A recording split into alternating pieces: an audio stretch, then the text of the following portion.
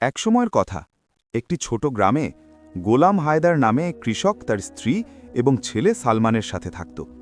তাদের অল্প কিছু জমি ছিল, যার উপর তারা আখ চাষ করত।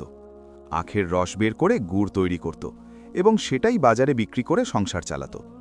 শীতের দিন ছিল। গোলাম হায়দার এবং সালমান সকাল থেকে সন্ধ্যা পর্যন্ত খেতে কাজ করত, আখ কাটত এবং চুলায় গুড় পাকাত। গোলাম হায়দার সব সময় গুড় নিয়ে নিজেই বাজারে যেত, কারণ তার মনে হতো সালমান এখনও ছোট এবং বাজারের কেনাবেচার হিসাব বোঝে না।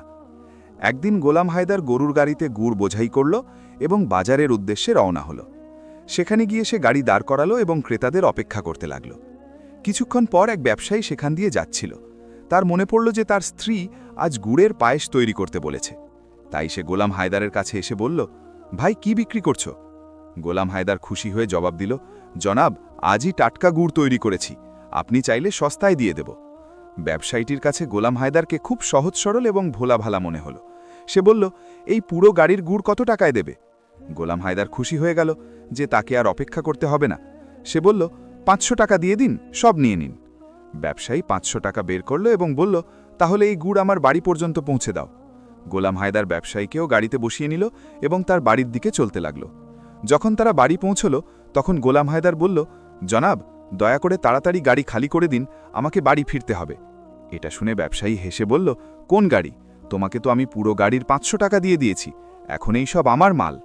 গোলাম হায়দার অবাক হয়ে বলল, জনাব, আমি গুড়ের দাম বলেছিলাম, গাড়ি তো আমার। ব্যবসায়ী কড়া সুরে বলল, আমি জিজ্ঞেস করেছিলাম পুরো গাড়ির দাম কত, তুমি নিজে বলেছ 500, এখন কথা থেকে ফিরছ কেন? তোমাদের মতো লোক কথার দাম বোঝে না। তারপর সে চাকরদের ডাকল। তারা গোলাম হায়দারের কাপড় খুলিয়ে নিল এবং তাকে বাড়ি থেকে ধাক্কা দিয়ে বের করে দিল। গোলাম হায়দার অপমান আর লজ্জায় সারা দিন জঙ্গলে লুকিয়ে থাকল। রাত হতেই সে চুপি চুপি নিজের বাড়িতে এলো। তার অবস্থা দেখে স্ত্রী আর ছেলে দৌড়ে এলো, গায়ে চাদর জড়িয়ে দিল এবং কারণ জানতে চাইল। গোলাম হায়দার চোখের জলে পুরো ঘটনা শোনাল, যে কিভাবে ওই ব্যবসায়ী তার সরলতার সুযোগ নিল এবং মাত্র 500 টাকায় তার সম্মানও কিনে নিল। বাবার মুখে সব শুনে সালমানের রক্ত টকবক করে উঠল। সে রাগে বলল, আব্বাজি, কাল বাজারে আমি যাব এবং ওই ব্যবসায়ীর কাছ থেকে আপনার অপমানের হিসাবও নেব আর নিজের গরুর গাড়িও ফেরত নিয়ে আসব। বাবা ছেলের আবেগ দেখল, কিন্তু নরম স্বরে বোঝালো, না বাবা, ওই ব্যবসায়ী খুব চতুর এবং জালেম, পাছে তুমিও কোনো বিপদে না পড়ে যাও।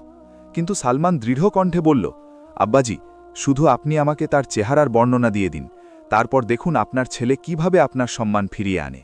গোলাম হায়দার ব্যবসায়ীটির পুরো হুলিয়া সালমানকে বুঝিয়ে দিল। পরের দিন খুব সকালে সালমান প্রতিবেশীর কাছ থেকে একটি গরুর গাড়ি চেয়ে নিল। তাতে নিজের বানানো টাটকা গুড় রাখল এবং বাজারের দিকে রওনা হল। সে ঠিক সেখানেই গিয়ে দাঁড়াল যেখানে তার বাবাকে ঠকানো হয়েছিল। কিছুক্ষণ পর সেই ব্যবসায়ী অহংকারী মেজাজে সেখান দিয়ে যাচ্ছিল। সালমানকে দেখে সে থেমে গেল। সালমানের মাসুম আর নরম মেজাজ দেখে ব্যবসায়ী মনে মনে ভাবল, কাল বাবাকে বোকা বানিয়েছি, আজ ছেলের পালা। একে তো আরও বেশি সরল মনে হচ্ছে, এবার গুড় আর গাড়ি দুটোই কবজায় আসবে। ব্যবসায়ী সালমানের কাছে এসে বলল, ভাই, এই গাড়িতে কি আছে? সালমান নরম গলায় জবাব দিল, জনাব, টাটকা গুড় আছে, এমন খাঁটি গুড় আপনি কখনো চেখে দেখেননি। ব্যবসায়ী বলল, তাহলে বলো পুরো গাড়ির দাম কত? সালমান হেসে বলল, ব্যাস জনাব, 1 মুঠো টাকা দিয়ে দিন, সওবা আপনার। ব্যবসায়ীর মুখে শয়তানি হাসি ফুটে উঠল। সে মনে মনে ভাবল, বাহ, এ তো বাপের চেয়েও বেশি নাদান। 1 মুঠোয় 10টি নোট রেখে 100 টাকা দিয়ে দেব আর পুরো গাড়ি আমার হয়ে যাবে। ব্যবসায়ী বলল, ঠিক আছে ভাই, সওদা মঞ্জুর, কিন্তু টাকা আমি বাড়ি গিয়ে দেব, তুমি শুধু গাড়ি আমার বাড়ি পৌঁছে দাও। সালমান চুপচাপ রাজি হয়ে গেল। যখন তারা ব্যবসায়ীর বাড়ি পৌঁছল, ব্যবসায়ী গাড়ি ভেতরে ঢোকাল।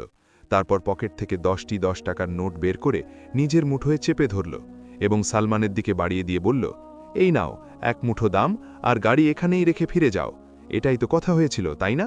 সালমান শান্তভাবে বলল, জনাব, দাম তো গুণের হয়েছিল, গাড়ি আমার বাবার, আমার। আপনি দয়া করে শুধু গুণ নামিয়ে নিন, গাড়ি আমাকে ফেরত নিয়ে যেতে দিন। ব্যবসায়ী বলল, কি বলছো?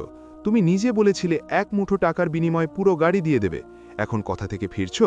সালমান গম্ভীর হয়ে বলল, না জনাব, যা বলেছিলাম তাই চাইছি।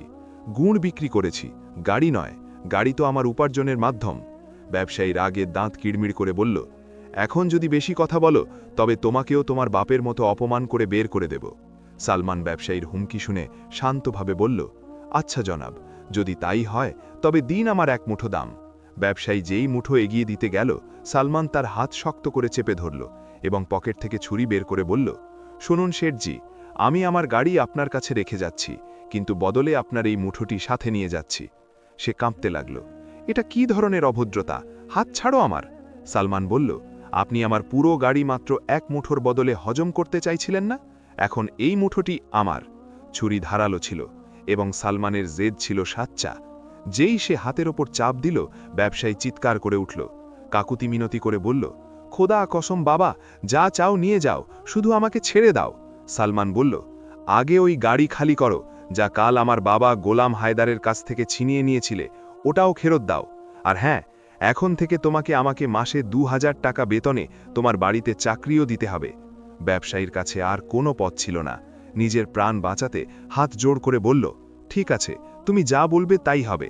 সালমান ছুরি সরিয়ে নিল এবং বলল, যদি তুমি নিজের কথা থেকে ফেরো বা চাকরি থেকে বের করার চেষ্টা করো কিংবা বেতন দিতে টালবাহানা করো, তবে মনে রেখো, আমি তোমার নাক আর কান দুটোই কেটে নেব।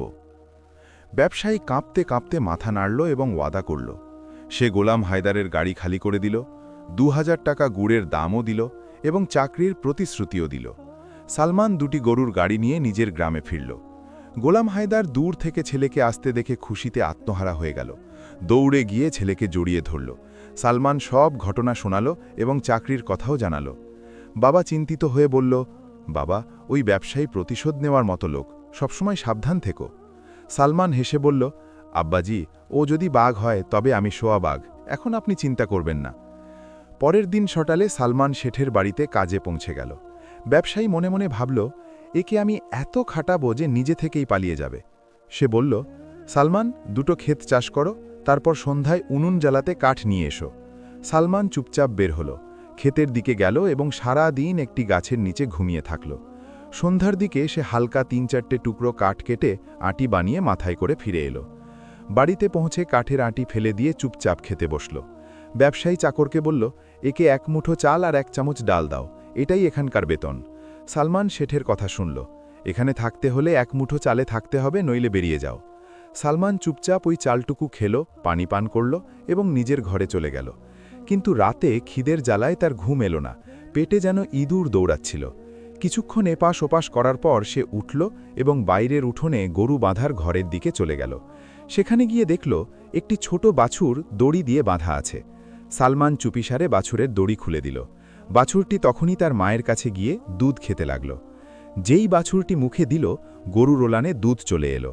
সালমান সুযোগ বুঝে বাছুরটিকে আবার বেঁধে ফেলল এবং সবটুকু দুধ নিজে খেয়ে নিল। পেট ভরার পর সে শান্তিতে ঘুমালো। পরের দিন সকালে যখন ব্যবসায়ী দুধ দোয়ানোর জন্য গেল, তখন দেখল ওলান একদম খালি। সে অবাক হয়ে গেল।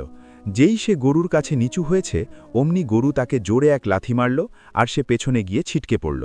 এটা রোজকার নিয়ম হয়ে গেল। সালমান প্রতি রাতে বাছুর ছেড়ে দিত, গরু দুধ দিত, সে পান করত আর সারাদিন কাজ করত। কিন্তু সে শারীরিকভাবে দুর্বল হওয়ার বদলে আগের চেয়েও বেশি তন্দুরুস্ত আর মজবুত দেখাচ্ছিল। ব্যবসায়ী অবাক হয়ে যেত, এই ছেলে 1 মুঠো চাল খায়, সারা দিন কাজ করে, তাও এত ফিট কিভাবে? সে কি জানত যে তার গরুর সব দুধ সালমানের পেটে যাচ্ছে? কিছুদিন পর ব্যবসায়ীর স্ত্রী তার বাবার বাড়ি চলে গেল। পুরো মাস কেটে গেল, কিন্তু সে ফিরল না। ব্যবসায়ী একা হয়ে উদাস থাকতে লাগল। অবশেষে সে সিদ্ধান্ত নিল যে নিজে গিয়ে তার স্ত্রীকে ফিরিয়ে আনবে। সে সালমানকে বলল, সালমান, আমার সাথে চলতে হবে, স্ত্রীকে আনতে যাব। একটিমাত্র ঘোড়া ছিল, তার উপর ব্যবসায়ী নিজে বসল আর সালমানকে পায়ে হেঁটে সাথে চলতে বলল। সালমান মনে মনে হাসল, হাহা, ভালো পথ বের করেছ আমার কাছ থেকে রেহাই পাওয়ার। ভেবেছ আমি রাস্তায় মরে যাব আর এই জনাব ঘোড়ায় চড়ে আরামে শ্বশুরবাড়ি পৌঁছে যাবেন। যদি তোমাকে শিক্ষা না দিই তবে আমার নামও সালমান নয়। কিছু পথ যাওয়ার পর ব্যবসায়ী ক্লান্ত হয়ে গেল। একটি গাছের নিচে শুয়ে বিশ্রাম নিতে নিতে সালমানকে বলল, ঘোড়াটির খেয়াল রেখো, আমি একটু চোখ বুঝছি। কিছুক্ষণ পর কিছু ব্যবসায়ী কাফেলার সাথে ওখান দিয়ে যাচ্ছিল। সালমান ঘোড়ার লেজের সামান্য অংশ কাটল এবং সেটা নিজের কাছে রেখে দিল। তারপর পুরো ঘোড়াটি ওই ব্যবসায়ীদের কাছে বিক্রি করে দিল।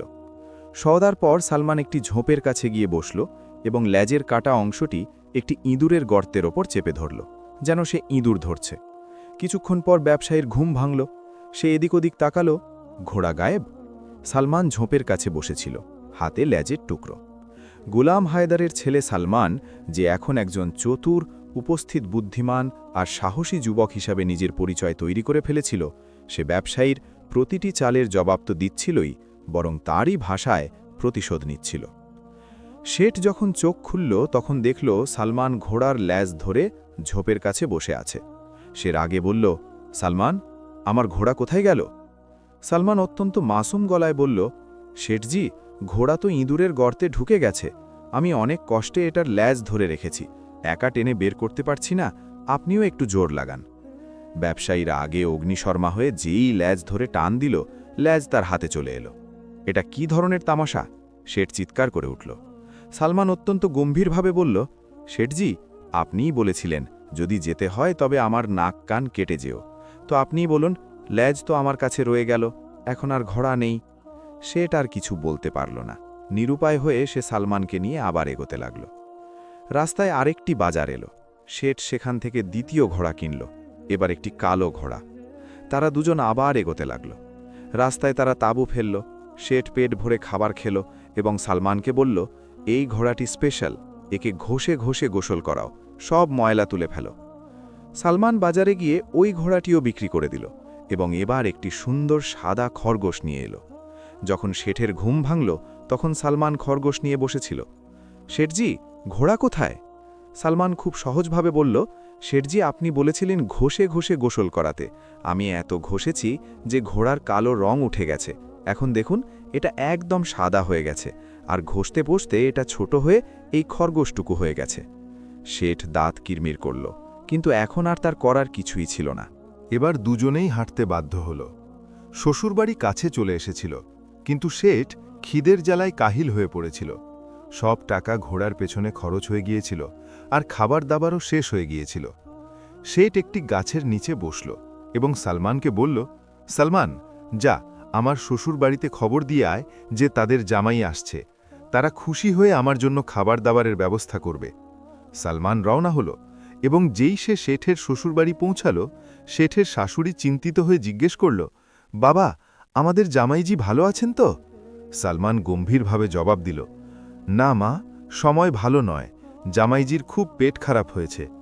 সালমানের উপস্থিত বুদ্ধি আর চতুরতা গুলাম হায়দারের দুঃখের প্রতিশোধ এমনভাবে নিল যে শুধু তার বাবার সম্মানই উজ্জ্বল হল না, বরং ওই জালেম শেঠ, যে আগে গুলাম হায়দারকে অপমান করে বের করে দিয়েছিল, সে এখন তারই ছেলের মুখাপেক্ষী হয়ে গেল। সালমানকে যখন শেঠের সাথে শ্বশুরবাড়ি যেতে হলো, তখন রাস্তার পুরোটা সময় শেঠ তাকে কষ্ট দেওয়ার কোনো সুযোগ ছাড়েনি, কিন্তু সালমান প্রতিবার বুদ্ধি, ধৈর্য আর উপস্থিত বুদ্ধি দিয়ে তাকে ব্যর্থ করে দিল। সে কখনো ঘোড়া বিক্রি করে তার লেজ ইঁদুরের গর্তে ফাঁসানোর বাহানা বানাত, তো কখনো ঘোড়ার বদলে খরগোশ এনে শেঠকে ঘুরিয়ে দিত। কিন্তু শেঠ কিছুই করতে পারছিল না, কারণ সে গুলাম হায়দারের সাথে যা করেছিল তার প্রায়শ্চিত্ত তো তাকে করতেই হতো। যখন তারা শ্বশুরবাড়ি পৌঁছাল তখন সালমান সেখানেও চতুরতা দেখাল। শেঠের নামে শুধু খিচুড়ি আর নিজের জন্য পায়েস, লুচি, হালুয়া আর রায়তা তৈরি করিয়ে নিল। শেঠের রাগ তো অনেক হচ্ছিল, কিন্তু সে কিছু বলতে পারল না। রাতে দুজনের বিছানা ছাদে দেওয়া হলো। সালমান আয়েশে নাক ডেকে ঘুমাতে লাগল, আর শেঠ খিদে এপাশ ওপাশ করতে লাগল। যখন শেঠ সালমানকে জাগিয়ে বলল, বন্ধু, তুই তো লুচি পায়েস খেয়ে নাক ডেকে ঘুমিয়ে পড়লি, আমি এখানে খিদের জ্বালায় মরে যাচ্ছি। তখন সালমান মনে মনে একটি ফোন নিয়ে আটল। ছাদে একটি পুরনো ধমলা অর্থাৎ গর্ত ছিল, যা আগেকার দিনে গম বা ভুট্টার নিচে ফেলার জন্য ব্যবহার করা হতো। সালমান শেঠের কোমরে দড়ি বাঁধল এবং বলল, শেঠজি, নিচে রান্নাঘরে খাবার রাখা আছে, আপনি যান, খেয়ে নিন, আর যখন পেট ভরে যাবে তখন দড়ি নেড়ে আমাকে জাগিয়ে দেবেন, আমি আপনাকে ওপরে টেনে নেব। শেঠ ভীষণ খুশি হল। তক্ষুনি নিচে নেমে গেল এবং হালুয়া লুচির ওপর এমনভাবে ঝাঁপিয়ে পড়ল যেন কত বছরের ক্ষুধার্ত। খেয়ে দে পেট ভরলে শেঠ দড়ি নেড়ে আস্তে করে আওয়াজ দিল, সালমান, এখন আমাকে ওপরে টেনে নাও। গুলাম হায়দারের ছেলে সালমান যখন শেঠ করিমুদ্দিনের সাথে শ্বশুরবাড়ি পৌঁছাল, সে একে একে নিজের জ্ঞান, বুদ্ধি আর উপস্থিত বুদ্ধি দিয়ে সেই সব শিক্ষা দিল যা বছরের পর বছর আগে শেঠ গুলাম হায়দারকে অপমান করে ভুলে গিয়েছিল। রাতে সালমান চতুরতার সাথে শেঠকে দড়ি বেঁধে গর্ত দিয়ে রান্নাঘরে নামিয়ে দিল, যাতে সে পেট ভরে খেয়ে নেয়। কিন্তু তারপর সালমান নিজে নাক ডাকতে ডাকতে গভীর ঘুমে চলে গেল। এখন নিচে শেঠ খেয়ে দিয়ে তৈরি হয়ে বসেছিল। আস্তে আস্তে আওয়াজ দিচ্ছিল, সালমান, আরে সালমান, টান, আমাকে ওপরে টান। কিন্তু সালমান বেখবর। এদিকে শেঠের শাশুড়ি পানি খেতে এলো। দরজার কাছে আসতেই ভেতর থেকে আওয়াজ শুনল, টান, টান, জলদি টান। বেচারি ঘাবড়ে গেল, দৌড়ে গিয়ে তার স্বামীকে জাগালো। আরে শুনছো, রান্নাঘরে কোনো জিন বা ভূত এসেছে যে বারবার বলছে টান টান। বুড়ো শ্বশুর তখনই ছেলে, জামাই আর প্রতিবেশীদের জড়ো করল এবং সবাই রান্নাঘরের দরজায় কান পেতে দাঁড়িয়ে গেল। ভেতর থেকে আওয়াজ আসছিল। ততক্ষণে সালমানের ঘুম ভেঙে গেল। সে জলদি দড়ি টেনে শেঠকে উপরে তুলে নিল। যতক্ষণ দরজা খোলা হলো, শেঠ আবার ছাদে পৌঁছে গিয়েছিল। নিচে রান্নাঘর খালি দেখে সবাই অবাক হয়ে নিজ নিজ ঘরে ফিরে গেল। কিন্তু কপালে তো অন্য কিছু লেখা ছিল। শেষ অপমান শেঠ আর সেই হাড়ি। রাতের শেষ প্রহরে শেঠের পেটে ব্যথা শুরু হলো। সে সালমানকে ঝাঁকিয়ে তুলল, ওঠ, আমার সাথে মাঠে চল, খুব জোরে পেট খারাপ করেছে। সালমান অর্ধেক ঘুমে বলল, শেঠজি, বাইরে যাওয়ার কি দরকার, এখানে কাছেই একটি মাটির হাঁড়ি রাখা আছে, ওতেই কাজ সেরে নিন, সকালে আমি চুপি চুপি গিয়ে ফেলে আসব। এখন শেঠ কি বার করবে, উপায় ছিল না, হাঁড়িতেই কাজ সারল। সকালে জলদি ঘুম ভাঙলে শেঠ সালমানকে জাগালো, ওর জলদি, এই হাঁড়ি বাইরে ফেলে আয়, নইলে লোক দেখলে আমার মান সম্মান ধুলোই মিশে যাবে। কিন্তু সালমান তো নাক ডাকছে। শেঠ অনেক ঝাঁকালো, কিন্তু কোনো কাজ হলো না। এখন সম্মানের প্রশ্ন ছিল। শেঠ চাদর গায়ে দিল, হাঁড়ি মাথায় নিল আর দমে দমে সিঁড়ি দিয়ে নামতে লাগল। যেই উঠোনে পৌঁছেছে, কি দেখে, শ্বশুর মোষকে ঘাস দিচ্ছে। শেঠ নজর এড়িয়ে জলদি দরজার দিকে বাড়ল। কিন্তু সালমানের শেষ চাল। এসব সালমান ছাদ থেকে দেখছিল। সুযোগ বুঝে জলদি কাছে রাখা একটি মোটা লাঠি নিল, দমে দমে নিচে নামল এবং পেছন থেকে শেঠকে আক্রমণ করার জন্য তৈরি হলো।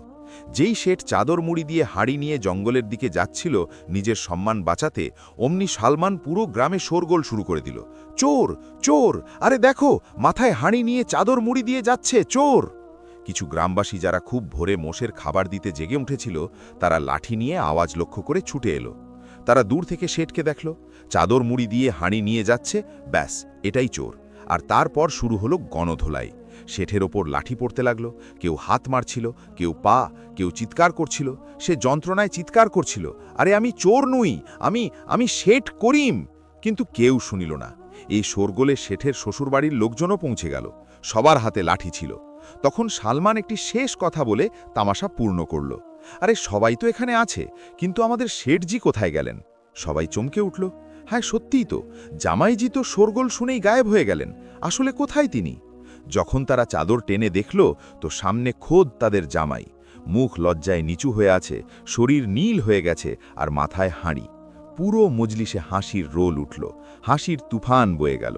শেঠ লজ্জায় জল হয়ে গিয়েছিল। ইজ্জত, অহংকার আর গর্ব সব মাটিতে মিশে গিয়েছিল। শেঠের অনুশোচনা আর সালমানের জয়। ঘরের ভেতরে নিয়ে গিয়ে তাকে অন্য কাপড় পরতে দেওয়া হলো। শেঠের স্ত্রীকেও সাথে দেওয়া হলো এবং সবাই ব্যঙ্গাত্মক হাসির সাথে বিদায় দিল। যখন সে বাড়ি পৌঁছল, তখন সালমান আস্তে করে বলল, শেঠজি, আপনার হাড়ির ওপর প্রথম লাঠিটা আমিই মেরেছিলাম, আর ওই যে চোর চোর বলে চিৎকার করেছিলাম, ওটাও আমিই ছিলাম। শেঠের পা যেন মাটিতে গেঁথে গেল, চোখে জল এসেছিল। সে ভীতু গলায় বলল, সালমান, তুই কেন এটা করলি? এতে তোর কি লাভ হলো? সালমান নরম আর দৃঢ় গলায় জবাব দিল, আমি সেটাই পেলাম যা আপনি আমার বৃদ্ধ বাবা গুলাম হায়দারকে উলঙ্গ করে জঙ্গলে ফেরে রেখে পেয়েছিলেন। এটা ওই অপমানের বদলা ছিল। শেঠের মাথা নুয়ে গেল। সালমান, আমাকে মাফ করে দে, খোদার দোহাই, এখন তুই আমার পিছু ছাড়। সালমান গম্ভীর হয়ে বলল, এত সহজে পিছু ছাড়ব না শেঠজি। আমার আপনার সাথে ওয়াদা ছিল যে আপনি যখন আমাকে চাকরি থেকে বের করবেন, নিজের নাক কান কেটে আমার হাতে রাখবেন। শেঠ হাত জোড় করে কাঁদতে কাঁদতে বলল, সালমান, নাক কান ছাড়, যা চাইবি দেব, শুধু আমার সম্মানটুকু বাঁচিয়ে দে। সালমান শেষ শর্ত রাখল, ওয়াদা করো যে আজকের পর কোনো গরিবকে ঠকাবে না, কাউকে উপহাস করবে না, আর এখনই আমার হাতে 500 টাকা দাও। শেঠ তখনই ওয়াদা করল। 500 টাকা সালমানের হাতে রাখল এবং নিজের ভুলের জন্য অনুশোচনা নিয়ে মাথা নিচু করে বসে থাকল। অবশেষে সালমান নিজের বাড়িতে ফিরে গেল। শেঠ করিমউদ্দিন সত্যিই সারা জীবনের শিক্ষা পেয়ে গিয়েছিল। এখন সে কাউকে ঠকায় না আর গরিবকে উপহাসও করে না। মন থেকে তওবা করল এবং গুলাম হায়দারের ছেলের কাছে ক্ষমা চাইল। শিক্ষা: যে বাবা মায়ের মন ভাঙল সে জীবনে কখনো শান্তি পেল না। যে গরিবকে অপমান করে আল্লাহ তাকে দুনিয়াতেই অপদস্থ করেন, আর যে ধৈর্য ধরে আল্লাহ তাকে সম্মান, বুদ্ধি এবং সুযোগ দুটোই দেন।